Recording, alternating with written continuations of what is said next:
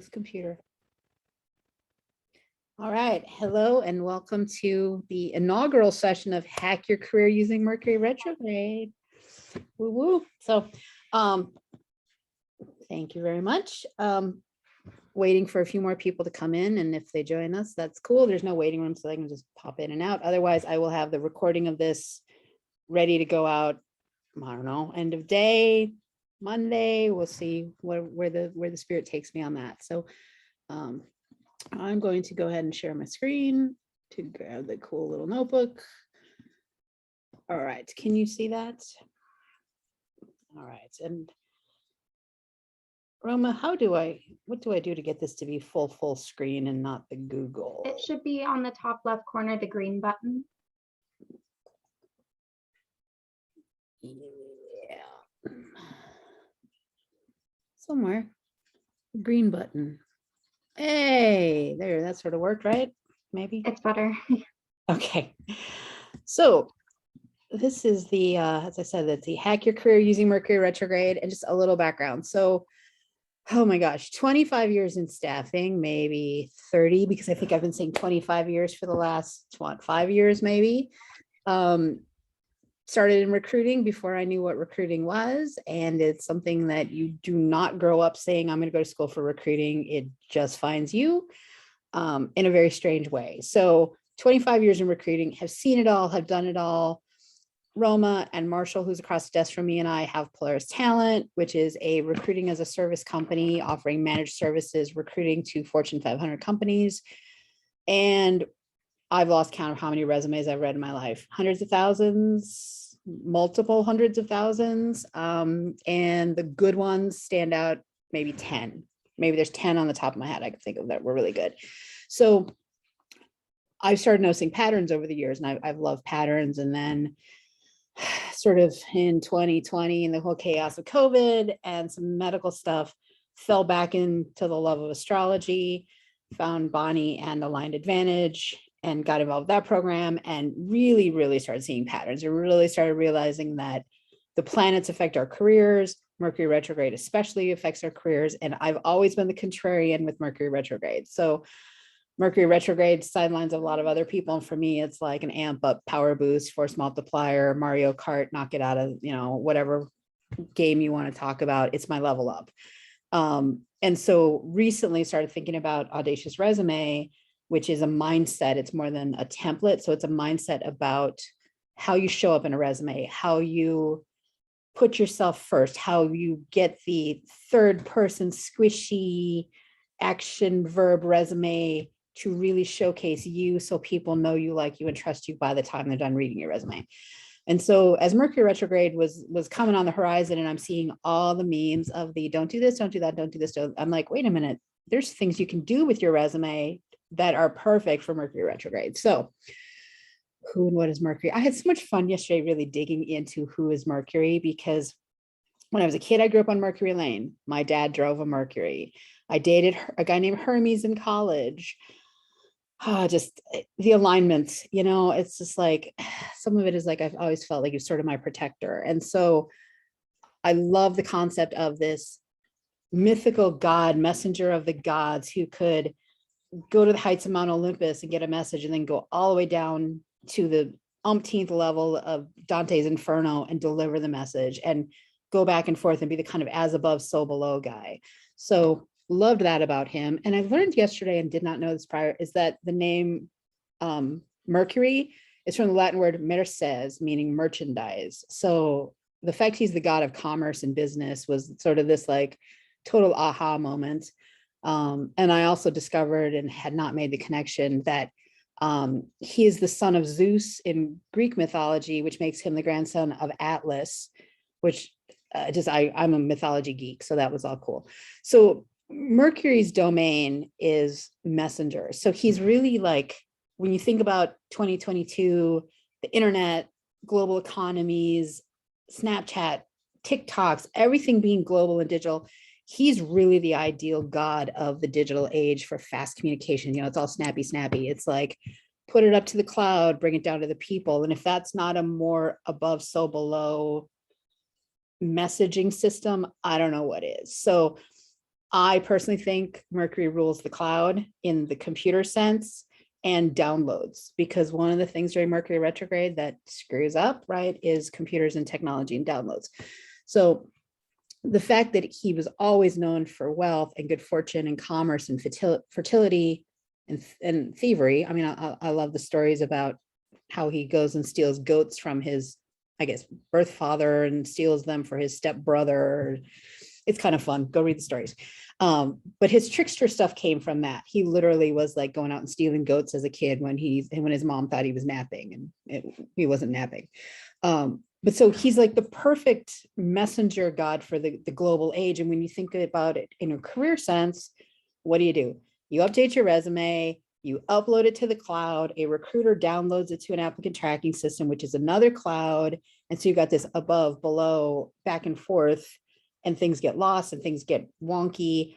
And so I think Mercury is like the perfect guy. He is like the patron saint of recruiting, as far as I'm concerned, and resumes, because he is like the dude. And like, I love this little graphic of him on the bottom. Like his staff is so associated with medicine, but I really think his staff should also really just, it's just hanging out your shingle in all, in all spaces that you could hang a shingle. So on a personal level, it's our thoughts and beliefs, how we communicate, our learning styles, which I didn't realize he was associated with learning style until I did some deeper reading. And it makes perfect sense, because when you think of learning styles being auditory, kinesthetic, visual, the other one's escaping me, there's 4 of them. It's how your brain functions, how you process information. I honestly think people with ADD really need to lean into Mercury and do some Mercury loving to get their thought patterns a little more slowed down. But I think he's just the perfect person to be the patron saint of careers and resumes. So retrogrades, don't y'all love this graphic? It's like, I just love when it's Saturn's feeling gassy, Pluto's having an existential crisis. Like, I mean, retrogrades are just optical illusions or optical delusions, depending on how you want to think about it. Like, they're not moving, they're doing their thing, but from our perspective on Earth, because we're so Earth centric, and yes, I want to be that person who figures out what it means when we're on Mars to be Mars centric, and I may take that as an intellectual toy to play with. But when we're on Earth and we see it moving, it's this graphic. Like, from our perspective, we see it go and it sort of tracks back and then it whips around, but it's not really going backwards. It's just us from our point of view. Our brains are going like, whoa, what the hell was that? So I said in an Instagram reel the other day that Mercury retrograde is a pumpkin spice latte of astrology, because that's always like, oh my God, Mercury retrograde is coming, and it's this meme. And I think it's because people don't understand the science behind it. It's so mythologized. So, but we are definitely in retrograde season, and I found these cool glyphs. Gotta love Canva. These cool glyphs that actually had the chart ruler in them for each sign, which I dove into that pond a little deeper yesterday. But we're in Mercury retrograde right now. I picked today after consulting with my human oracles, because it shifted last night from Mercury being retrograde in Libra into Mercury being retrograde in Virgo, plus the equinox, plus new moon. Kind of like, there's just so much astro shit right now that I was like, I'm going to do this. So the last 2-ish weeks since the 9th, what is that? 2 weeks, 10 days. We've been very Libra focused. So it's been boundaries and justice and fairness. And there's been so much news blowing up about Trump and legal stuff. And Adnan Syed finally gets out of prison during this retrograde. I mean, talk about justice, right? It's like, I saw that and I was like, yeah, okay. Some messenger somewhere found that document, which is a very Mercury thing, and whatever. And then today we moved into Mercury going into Virgo, which Rome is a Virgo. And I've been joking that Virgo is the teacher's pet of the horoscope, because it's the person you can leave in charge and they will come back and the teacher's desk will be alphabetized and organized and the pencils will all be in the boxes by color. And Rome is laughing because she knows it's true. But so now that we're in this, the activities that I was doing for my resumes and coaching this last week, now we're going to shift from looking at the Libra stuff to looking at the Virgo stuff, like fluffing it up and making sure that it's like super, super detailed and edited, and there's a clarity and a feng shui decluttering has happened on the resume. But you know, Mercury retrograde is scary to a lot of people. I have made peace with it. I made peace with it 2 years ago. We hacked Mercury retrograde in January of 2020 to have a killer quarter on stuff that we did during Mercury retrograde to really farm on old business and really make some new things happen. So there's things we can do to make Mercury do our bidding and really use it. And honestly, you just got to feed Hermes' ego. And having dated a guy named Hermes who was very mercurial, actually, I laughed when I thought about this the other day because it's so personified to me. It's like, what would I have done to him, the human, to just like go, dude, go sit in a corner, like just take a chill, like just whatever. So in a career sense, the things that I've kind of bucketed this as is like actions during Mercury retrogrades for your career need to be periods of review and reflection, refreshing, reconnecting, and recalibrating. And then doing it during planetary hours, days, and using witchy shit. And Bonnie's chart harmony is right here because this is where I'm going to direct everybody to, because it's beautiful and it's brilliant. And Bonnie, you are the goddess of this, and I could never get anywhere close to it. And that's why this is in here. And I'm like, you know what? I'm not going to try and reinvent the wheel. I'm just going to send people to chart harmony.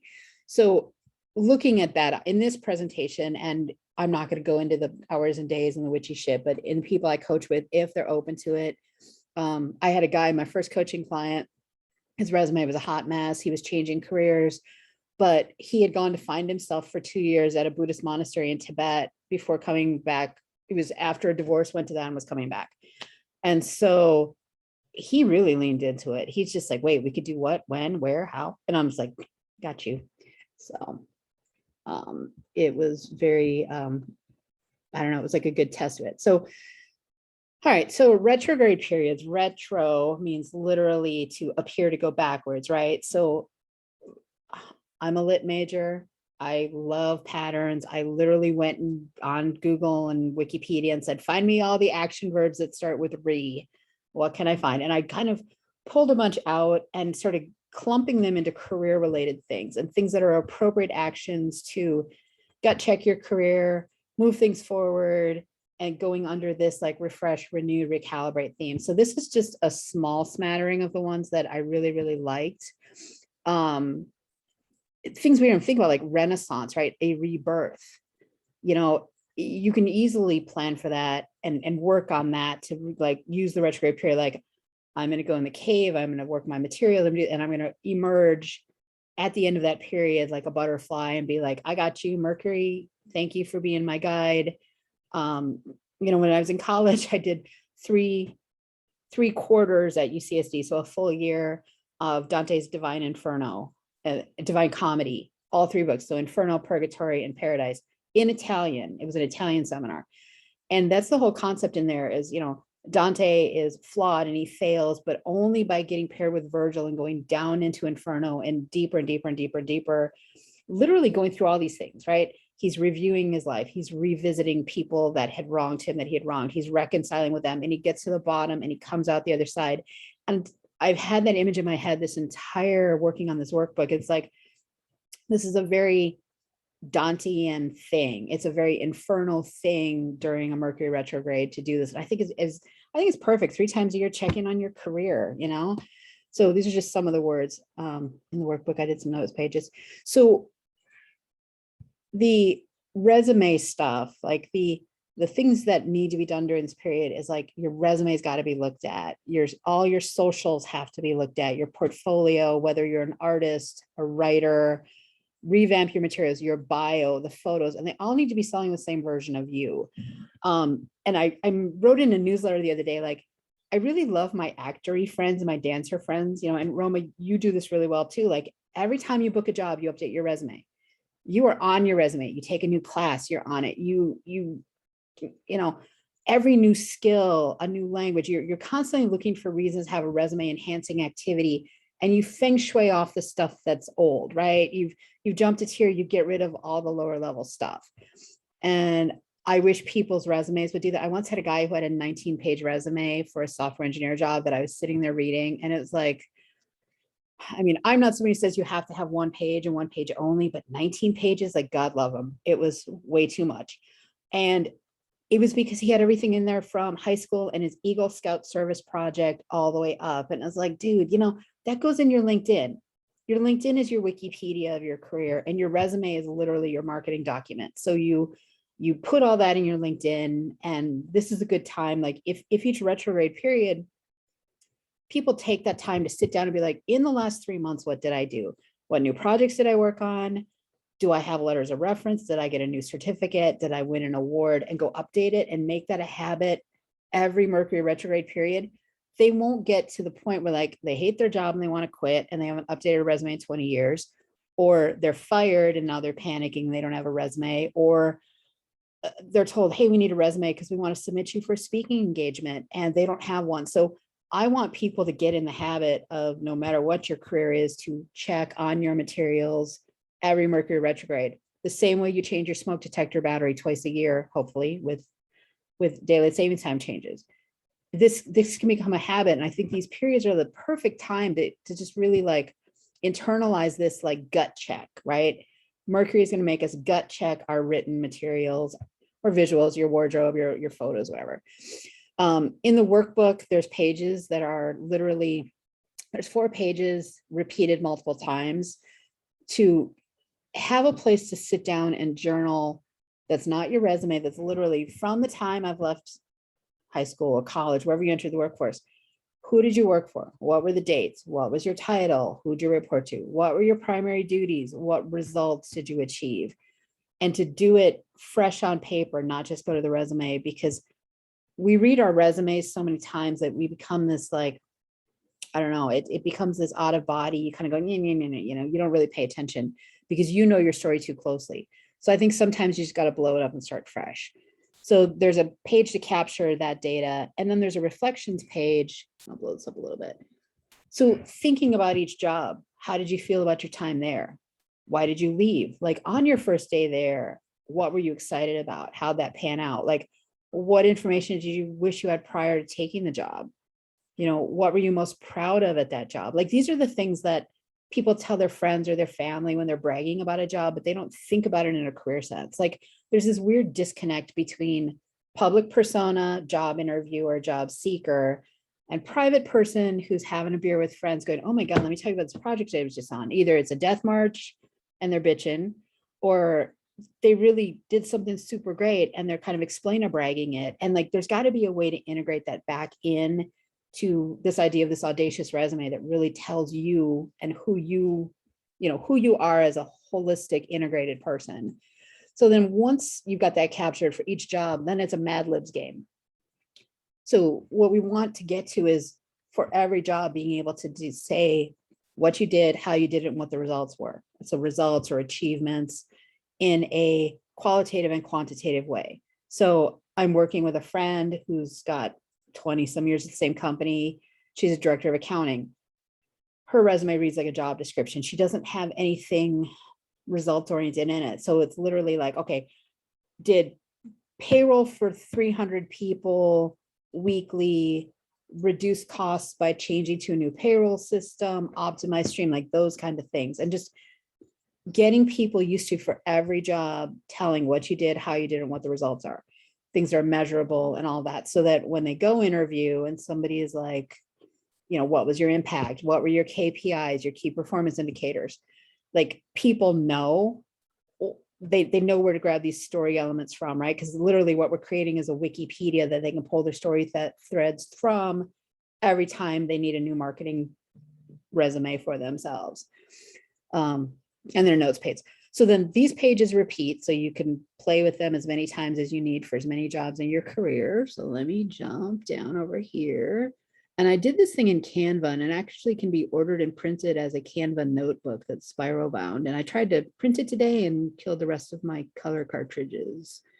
So because Marshall's computer has the magic of printing both sides. Mine doesn't. And so I was like, couldn't quite get mine set up right. Let's see. It's still there. It's still there. It's still there. Where are we at? Okay. And then there's a page for the other details, the things that don't change with each job, but to really capture all the education, right? Formal and informal. Did you go to school? Do you have a degree? What's your study? Did you have any honorifics, a GPA? And then certificates and licenses, conferences attended, publications you wrote, speaking engagements. You would be amazed how many people forget this stuff. How many people I speak to, like there was a guy, he was like principal engineer at Microsoft, and he was on the conference circuit. That's how I met him. He was at a data discovery conference in Florida when I was recruiting him. He didn't put on there that he was the keynote speaker 3 years in a row. He didn't have that on his resume. I was like, dude, you are a thought leader in this industry that is just starting out. You put that front and center. And so I'm realizing like people are bad at remembering their own stuff. And so to have a little cheat sheet to just be like speaking engagements, patents, any awards, and personal and side projects. Like there's a lot of side projects that are actually really relevant in the workplace. I've had people say, well, I don't really have any leadership skills. Like I've always been an individual contributor. And then you come to find out they're the person organizing the hundreds of parent volunteers for a 3-day weekend soccer tournament. There's leadership, and they don't think about putting that into a professional setting. So trying to just get things captured and, see where this goes. So more notes pages. All right. So then after you've reviewed and reflected on it, then you have to refine it, right? Because refining is another Mercury activity. Styles change, templates change, language changes, style elements change.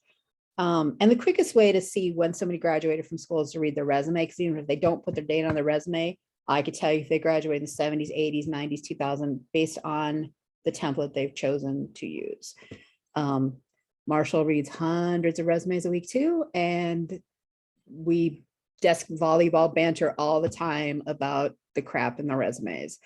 Grammar mechanics, my favorite is when somebody in their bullets like attention to detail, and then the next 4 bullet items are not in line and they're misspelled. So, and make it clear that you are the subject. Like nothing triggers me, Marshall and Roma too, more than reading somebody's resume that is just a commercial for the company they work at.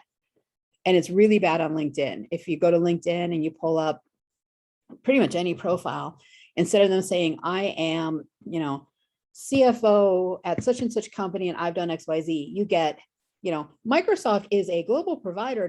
No, I don't know. I don't want to know about Microsoft. I want to know about you. So your resume has to clearly have you as the subject. And I believe it's okay to put the word I in a resume. I led teams. I impacted a project. Lots of people would argue with me, but they have not read hundreds of thousands of resumes to the point they're numb and probably drinking more than I should have over the years. So we have to see you in the resume. We have a graphic on our website about that, the person in the resume is you. You are the one getting the job. You have to showcase yourself. So, and so once you make sure you're the subject, target it at a slightly level above yourself. You got to tier jump a little bit. Like if you're 10 years as a director of something, but you're applying to like a VP level role, you better write your resume a little higher level. You need to have some aspirational stretches in there. And it could be you did the same thing. You're just using a higher level vocabulary of it. I worked with a person who was coming out of the coaching industry, and he was using a lot of language of coaching and ClickFunnels and small stuff. And actually helped him rework his resume to be the language of enterprise SaaS sales. So enterprise level, $1 million, $2 million a year quota sales, just by changing things. Like he was talking about ClickFunnels and strategy. I was like develop go-to-market strategy. He was talking about something else. I'm like client discovery. There's metaphors and similes for the things and homophones for the things that you can teach people to do. And, you got to know the target that you're, oh, Bonnie, that's so sweet. You got to know the target that you're going for so that they start to see you in the resume that you're ready for it. Right. And I mentioned, sorry, don't make it read like a job description. I mean, the one the other day I was reading, instead of telling what she did, how she did, and what the results were, It literally said, responsible for payroll, handle cash flow, prepare annual reports. I'm like, and I looked at her, she was here for beer the other night. I was like, did you copy and paste that out of the job description? She goes, yeah. I'm like, don't do that. Don't do that. Like, you have to actually write it. So, so then the gut check, you've revised your resume, you've made sure it represents you. I like to take, kind of take the rule of three, right? Give it to three people, someone who knows you, but maybe doesn't know what you do. Like, maybe they're a friend or family member. They're not sure what you do in the 9 to 5s, but they know you as a person. So have them read your resume, have someone who knows your work and your career, maybe an advisor, a mentor, a coworker, and then a stranger. Offer to buy a cup of coffee for somebody at your local coffee shop, and who will read your resume and then answer one question when they're done. And here's a question. The question is, describe who I am and what I do for a living. Because your resume needs to be that simple. You need to be able to give your resume to a kindergartner if they can read the words on it. And they need to be able to be like, you're a doctor, you're a program manager, you work in accounting, you're an astronaut. Like, it kind of needs to be that distilling. We did a resume for our neighbor, and he's literally a jack of all trades, literally could do anything. And after noodling around on it, when Marshall was helping me write it, his summary statement says, I am the Swiss Army knife of program managers. And the companies that he went and interviewed with told him that's one of the best resume openings they'd ever read. But it needs to be that simple. Like, people need to be able to read your resume and see that. So that's where, if you have a kind of like someone who knows you, who's just going to kind of be nice, somebody who's worked with you, at least knows your industry, could maybe be like, oh, you forgot that software package. And then the stranger. And so if your resume is too vague and doesn't show what you did, how you did it, what the results were, what the impact were, scroll back up in the workbook, go back a few pages, take your own little retrograde journey through your career path, and do it again. All right. And then you've got your resume, you know who you are, you know who you're targeting. Now you get to recalibrate a little bit, which is another really great retrograde gut check thing to do, right? I've had this graphic taped to my desk for, I don't know, since Roma was a baby. I finally scanned it in. I love this Venn diagram. I saw this in 1995 or 96. And it's the intersection of what you're good at, what you love to do, and what people will pay you to do is your dream job. So as you're looking at your resume, you're now seeing what you're good at. Maybe you've been reflecting on what you love to do. You know where there's a market for your skills, and hopefully at the middle of that, you find your dream job. So Mercury retrogrades are a good period to just take your favorite beverage, take your resume, take a legal pad, and just go do a little gut check digging on that. And so as you're sitting there thinking about that, you want to think about your ideal day at work, right? And then how work plays in your life. Like, what's your level of ease at your job? Like, not how brainless it is, but how effortless is it? Like, can you walk in and you just, your shit, right? You go in, you get your stuff done. It's easy. There's a flow. You feel really good about the flow, and it's energizing you. You're not like drained at the end of the day. Do you feel joy? Does it bring you joy to really on any level? Because joy is one of those words that it's like, I don't know, it's very personal, right? But does it bring you personal joy? And I'll admit there's some jobs, and we've even had some clients that kind of Marie Kondoed, like, does this bring us joy? We've fired clients that didn't bring us joy. We literally did the declutter on them. Does your job make you feel belonging? Like, nobody wants to spend all day, virtually or not, working with people they wouldn't want in their lifeboat. You need to look at that. Do you feel respect and respected for the work you do? And then all the money issues, right? Like, money is a very personal thing. And when I coach people, and one of the other classes we're going to be doing is on total rewards, right? There's your salary, there's your pieces that go into the salary, which is your cash total rewards. Then there's your non-cash compensation, but then there's all the ego stuff, right? Like, do you like to work for a company that has really nice brand name swag? Maybe. When I worked at Medallia, we had good sportswear. It was great. It was all top shelf. Microsoft too. I mean, they were partnered with REI. They had all the cool stuff. So, you have to recalibrate on all of that, and then go back to this graphic. Like, is all of this in a flow for you, so that your resume is matching up this dream job you're targeting. So you have to kind of really ask yourself, is this the job I want to be known for? You know, I had a boss one time who was like, well, I was a workaholic. And so there's a preface to that conversation. My boss was literally like, you know, hey, Watkins, when you died, you want your gravestone to say beloved wife and mother or devoted employee? And I'm like, Dwayne was kind of gruff, so hence the voice. And I was like, that did give me pause, right? It's like, yeah, there are some jobs I would never want to die on the hill for. And other jobs, I'm like, yeah, sure, let's go do it. This is fun. So, you know, you just gut check. Is this what you want to be known for? Is this what you want to do more of? What might you want to do less of? And maybe it's this just nuances within a career, right? Maybe you're not changing careers. Maybe you just like project management better than implementations. Like there's nuances. And what do you never want to do again? I mean, I know where my no line is on certain jobs. We have been talking about this all day. In the recruiting industry, they want recruiters to work for free upfront and not get paid until the person is hired. And if they don't work out, they want a refund. And our no line is that we will not work for free. We will not take fee-based work unless it's paid upfront or on a monthly retainer. That's where we're at. And so you have to ask yourself, like, are there things in your career that you're just grown beyond them? It's not that they're bad. You're just really done with them. And then once you figure out your resume, you kind of know where you want to go, you're recalibrating.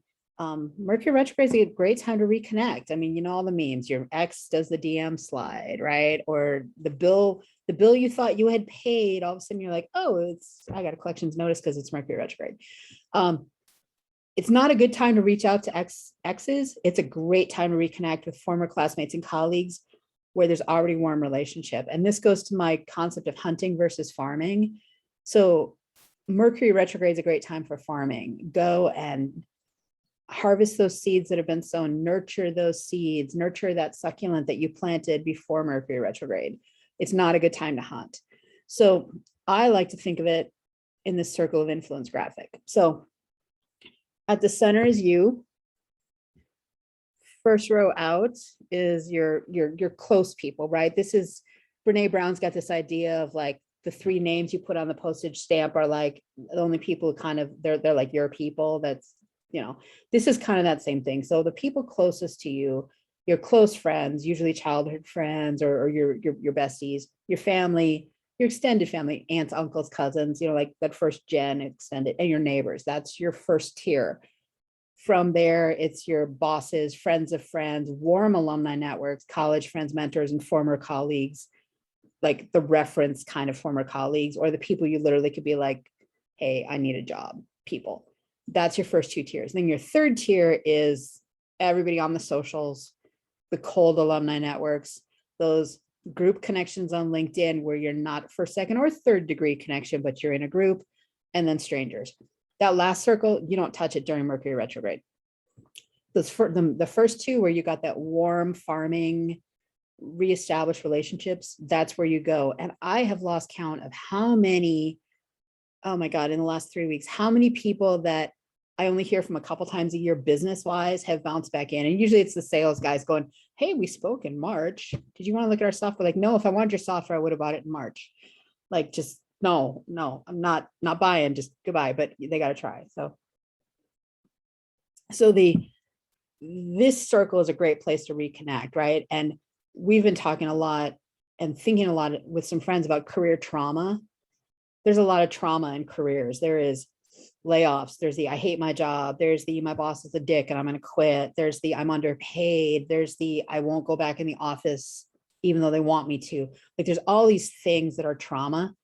And this period of Mercury retrograde could be a good time to heal some of that. If there's, you know, if you've been wronged in work and you want to spark a conversation, if you've wronged somebody, this might just be a great time of healing. And these are some of the things I was kind of liking under the Libra-ness of this, with partnerships and relationships and balance and justice and fairness, to have some of those conversations. And I'm going to include, in when this becomes a fully fledged workbook, there will be scripts in here for email reach outs of like, hey, we used to work together, just wanted to reconnect, like some of those kind of scripts. But I did put in reasons to reach out, refresh relationships, ask for healing conversation, reestablish business connection, and rebuild bridges. Because once Mercury retrograde ends, those bridges you're rebuilding on a business sense, you can go reactivate them. You can be like, hey, college roommate who I haven't talked to in 10 years, who probably still owes me money. You're working at the company I want to work at, but I'm not telling you that yet. We're going to just chat. Haha, remember homecoming weekend? Mercury retrograde as your mail. Like, so dude, you got any jobs at your company? You're going to take the forward action then after having spent the Mercury retrograde time schmoozing. If you need to have a difficult conversation to feel like something is fixing, or maybe start getting healthy with it. There's a script and it works great in business and personal. And Roma kind of grew up hearing this because I worked at a company that we had an offsite on change management, conflict management, and difficult conversations. And they used this in 1998. And it's been brilliant. It's been in my head ever since. So you literally start a conversation with that, where you say, when you, whatever was bothering you, I feel or I felt, and then how did that make you feel? And then, the consequences were, what did it do? And then what would you prefer? So like, hey, when you, offices, when you took the last paper out of the printer and didn't replace it, I felt like you didn't respect my time and it made me late for a meeting. I would prefer in the future if you would refresh your supplies. Like that's a really basic one, but that's kind of how that goes. And it can be a positive thing too. I mean, some positive conversations are difficult too. It's like when you wash my car for me, it makes me feel really special. The consequences are I'm going to make you a nice dinner. Like it can go both ways, but humans are better at the positive conversations. We don't need a script. So it's a good time for healing and starting these conversations so that when we're out of this whole crazy cycle on October 2nd, and then a few days for slop over, you could move things forward, right? If you're feeling trauma, if you're feeling like you've got to rebuild a bridge, you could use this. So, all right. So what's next? So Mercury's going direct on the 10th, 10/2. So then after that, that's the time to blast that refreshed resume, that new LinkedIn profile out to the job of your dreams, right? You're going to take your materials. You're going to get on wherever you get on to look for jobs. I'm not a fan of Indeed. I'm not a fan of the job boards, but I understand they're legit in some segments. But that's the time to then put new things into the internet stream, right? This idea that Mercury makes things go awry technologically during retrogrades means I wouldn't be blasting out 100 resumes. I would wait until, I don't know, 4, 5, 6 days after Mercury goes direct to do that. And then of course we have the next fun Mercury retrograde coming at the end of December in Capricorn, which is me. So that one I understand a lot. So I may be revising this workbook for that, but we do have a newsletter that we're going to continue on a weekly basis. Right now it's daily because we've just been pumping some stuff out, but it will go to a weekly basis after October 2nd, and then maybe get revived around Mercury. We're going to sort of see what people's demand is for it. And then the last pages of the book are just, what is the audacious resume? Literally it's be audacious or be forgotten, right? That we want people to invest as much energy in their career as they do in healthy living, in whatever else they're passionate about, right? I think your career is a muscle that's got to be worked as much as anything else. And to have check-ins with it and to literally be like, hey, I'm gonna use Mercury retrograde to just check in on my materials and then put it back on the shelf and then do it again and just make it a habit and a muscle. And so the audacious resume is a lot about that. And what's a movement without a manifesto? So I wrote one, or more importantly, one morning while cooking breakfast, I think Roma was here. I think I was making breakfast for these guys somewhere earlier this summer. I just grabbed the voice recorder and just started talking. And this is just the beginnings of it. You can read the whole manifesto at this happy little link here, but it's just basically, it's a format, not a mindset. We want it to be more than facts and figures and more than just the, just the facts, ma'am, Joe Friday version of a resume. Like we literally want the person to be the hero of their story so that, we see the falls, we see the job changes, and I've been using the donkey and Shrek journey from Shrek. They fall, they fail, all that, but they get there. We can work with that, right? We could teach people how to tell that story so they're not the victim. We can teach them to forgive themselves and heal some trauma so they no longer use victim language in their job journey. There's just too much of it out there. So Polaris Talent is Marshall, Roma, and I. We've been around since 2017, and we do managed recruitment services for companies of all sizes. I think our sweet spot, though, is companies that are about 20 people to about 1,000 people and global. This year, our clients have been in Israel and England and Cape Town, South Africa, and we haven't even worked with US clients this year, which has made finding a meeting in a time zone that works for everybody has been some mornings challenging. So, but we just want, our clients, we want them to think of us as a subscription box for recruiting. Once they sign up with us, they're getting monthly, they're getting daily service, they're paying monthly. There's just always content there. If they don't need us for a few weeks because their hiring's full, we're still there when they're ready. You turn us on, you turn us off, and do that. And then, my bio, and I found these really cool graphics. I love Canva. It has just got the best. Yeah, so there's that. And then we are going to be kicking off a monthly membership, which Roma hasn't even seen this. This was a brain baby between me, myself, and I, with some input from the Brain Trust and Marshall and Dortha, who is our virtual tech VA, who's amazing, and Eliza, the business mystic, and some good people. So, we have this thing in our society, right, where you go to the gym, you go to Pilates, you go to yoga, you keep your body strong, you get meal kits, you cook well, you buy organic foods, because you got to put healthy stuff in, and everyone's in a podcast and stuff, but nobody's exercising their career. So we're going to do a monthly career workout. And it's literally like, join it. There's going to be a monthly topic. There'll be a newsletter, and just come work on your career in the private Facebook group. And maybe I might use Voxer, actually. I'm going to give people a place to have and ask me anything for HR, because I constantly am the porch HR queen for the neighborhood. Neighbors will come over with a beer and be like, hey, I had this shitty day. Let me tell you about it. And then we sit there brainstorming how they can go in the next day and have a better day. So we're going to have sort of a private space where I and Marshall and Roma can all be that HR person for people. If they have any questions about career, anything, even stupid things like, hey, it's open enrollment and my company does not explain benefits well, can you take a look at my stuff? Like, we're going to be able to do that and run that as a membership. So that was the brain baby yesterday. And then we have our coaching packages and 8-week career workshop. And the 8-week workshop is deep. It's literally 2 hours once a week for 8 weeks. Probably the ideal person for that is like mid-career person or professional who's stagnant, needs to get to the next act of their career. And we're going to go deep into mindset. We're going to go deep into, why don't you ask for a counteroffer? Why don't you understand your market rate? How to prep yourself for a one-on-one and a performance review during the year, how to respond if there's a performance improvement program. Like, all of that stuff's going to be in there, and almost like grad school for your career.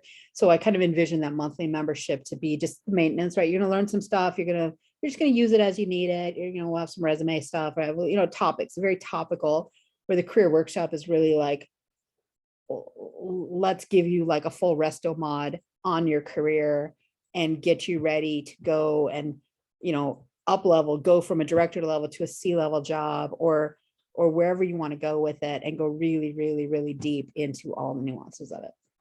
So, and then you can contact us via the socials, and there's 2 new emails for the audaciousresume.com, which is Chief Rebel, which is the general collector box, and then mine. So, and then notes.